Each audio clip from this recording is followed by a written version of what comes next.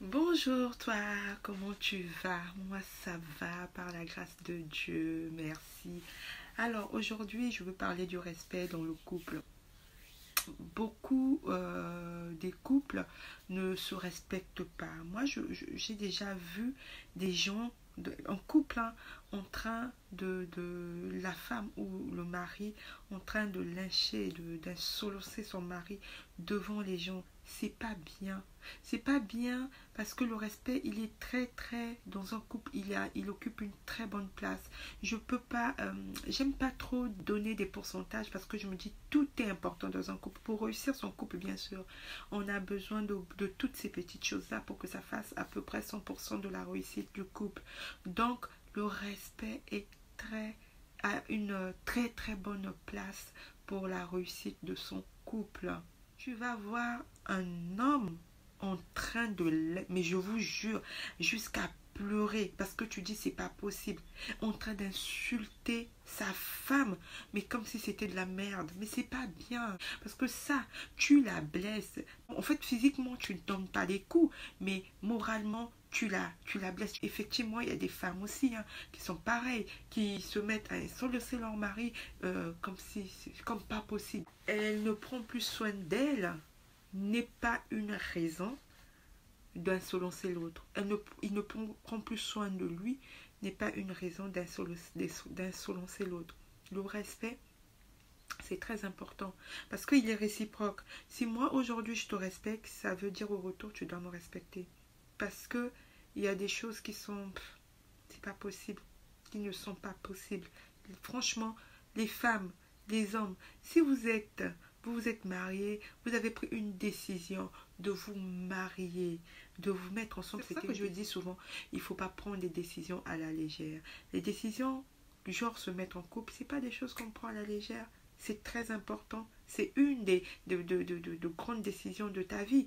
Donc, en gros, tu te mets en couple avec une personne que tu dois respecter, qui te respecte aussi. Et beaucoup de gens sont sur la défensive. En fait, il y a beaucoup de femmes comme des hommes qui n'arrivent pas à s'exprimer, qui ne peuvent pas tenir un échange ou une conversation sans pourtant être agressif ou agressive, sans pourtant être grossier ou grossière.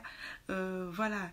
Je pense que si tu es dans cette situation, il faut respirer, il faut essayer de travailler sur toi. En gros, exerce-toi à laisser l'autre parler. Si tu sens qu'il y a la colère qui monte, tu te calmes, tu fais... C'est pas facile, je sais, c'est pas évident du tout de se comporter, de changer des habitudes juste comme ça. Par exemple, si tu as des enfants, essaie un peu avec des enfants de t'exercer à te calmer. Exerce-toi comme ça. Et en fait, mon souhait, c'est de t'aider. Mon souhait, c'est d'échanger. Mon souhait, c'est de t'aider à aller en avant. Moi, en parlant de moi, j'ai un défaut, en fait, c'est que j'ai du mal à laisser l'autre en fait, terminer à parler, de terminer le fond de sa pensée. Je suis toujours là pour interrompre l'autre pendant que l'autre parle. Et je me suis rendu compte que moi, quand on m'interrompt, ça ne me plaît pas du tout. Donc, je m'efforce. Lors des conversations, je prends sur moi. Je m'efforce à ne pas interrompre l'autre, à écouter l'autre. Effectivement, quand on prend son temps à écouter l'autre, on répond par rapport à cette situation, par rapport en fait, on répond à la bonne question ou on résout le bon problème. Mais quand on coupe l'autre, effectivement, on va se rendre compte que l'autre va dire, mais c'est ce que je suis en train de t'expliquer. Mais c'est parce que l'autre est en train de parler, on est toujours là en train de couper, on n'écoute pas le fond de sa pensée. Donc, je pense que le respect, il passe par la conversation. Et on va se rendre compte que dans un couple, la conversation est... On retrouve la conversation partout, sur chaque point, sur le respect, on va retrouver la conversation partout, les échanges. Donc, tu veux t'exprimer, t'es pas obligé d'être vulgaire, t'es pas obligé d'être méchant, t'es pas obligé d'être agressif. En fait, tu dois apprendre à parler, à échanger à voir, à écouter le temps, à prendre prendre un bon temps pour parler à l'autre. Parce qu'il y a des temps qu'on prend quand on parle sans se rendre compte, ça nous rend agressives. C'est vrai qu'on trouve maintenant des hommes qui deviennent de plus en plus comme des femmes, qui parlent plus même que des femmes. Parfois, tu es étonné de voir que ce monsieur ou bien ton homme parlait plus que toi. Oui, mais à ce moment-là, calme-toi. Le calme n'est pas synonyme d'une faiblesse. Franchement, le calme n'est pas... Tu dois le savoir que quand tu es calme, quand tu réponds pas, ça ne veut pas dire que tu es faible. Ça ne veut pas dire que tu manques d'arguments. Non, c'est une sagesse.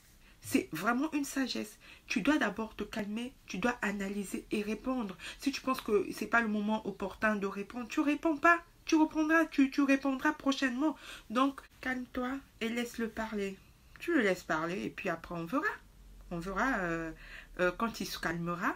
Bah écoute, tu viendras vers lui et lui expliquer le fond de ta pensée. Donc voilà.